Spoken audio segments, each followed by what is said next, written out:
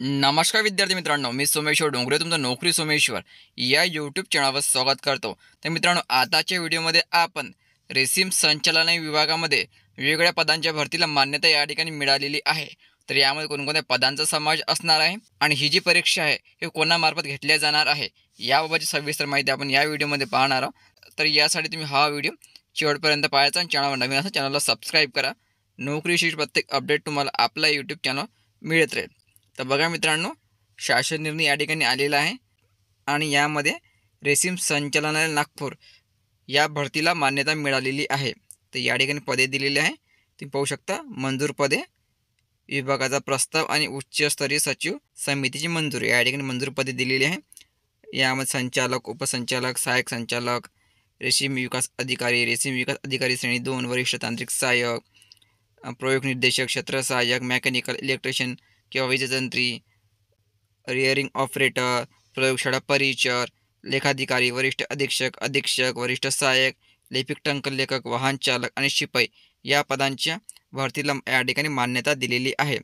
ठीक आहे मित्रांनो, तर या ठिकाणी बघा 311 जागा या ठिकाणी भरल्या जाणार आहे आणि यामध्ये काही जागा जी आहे हे बाह्य स्त्रोतामार्फत पण भरल्या जाणार आहे। यामध्ये वाहन चालक आणि शिपाईच्या 54 जागा आहे।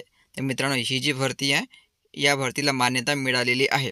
ठीक आहे, आणि सर्वात महत्त्वाचं म्हणजे ही जी भरती आहे ही MPSC मार्फत भरल्या जाणार आहे।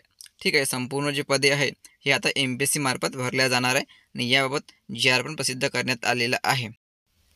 तर या ठिकाणी बघू शकता तुम्ही, मान्यतेनुसार रेशीम संचालनालयाच्या आस्थापनेवरील क्षेत्र सहाय्यक संवर्गातील 71 पदे व प्रयोग निर्देशक संवर्गातील 14 पदे, सेवा या नियमित उमेदवार उपलब्ध होईपर्यंत अथवा 11 महिने यापैकी प्रथम घडेल इतक्या कालावधीकरिता यंत्रणेकडून घेण्यास खालील अटीच्या अधीन राहून याद्वारे शासन मान्यता देण्यात येतात। ठीक आहे, तर या ठिकाणी बघा, प्रस्तुत पदांची भरती महाराष्ट्र लोकसेवा आयोगामार्फत करण्यात येत असल्याचे नियमित उमेदवारांना उपलब्ध होईपर्यंत लक्षात ठेवायचं, ही जी भरती आहे ही आता MPSC मार्फत होणार आहे।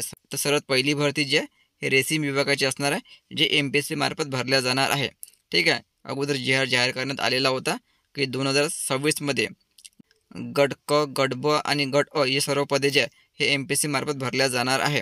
ठीक आहे, फक्त गट ड ची जे पदे आहे हे आपल्या TCS किंवा IBS कंपनीमार्फत भरल्या जाणार आहे। ठीक आहे मित्रांनो, तर ही आनंदाची बातमी आहे। तर रेशीम विभागाच्या भरतीला या ठिकाणी मान्यता मिळालेली आहे आणि ही भरती प्रक्रिया आता जानेवारी 2026 पासून सुरू होण्याची शक्यता आहे।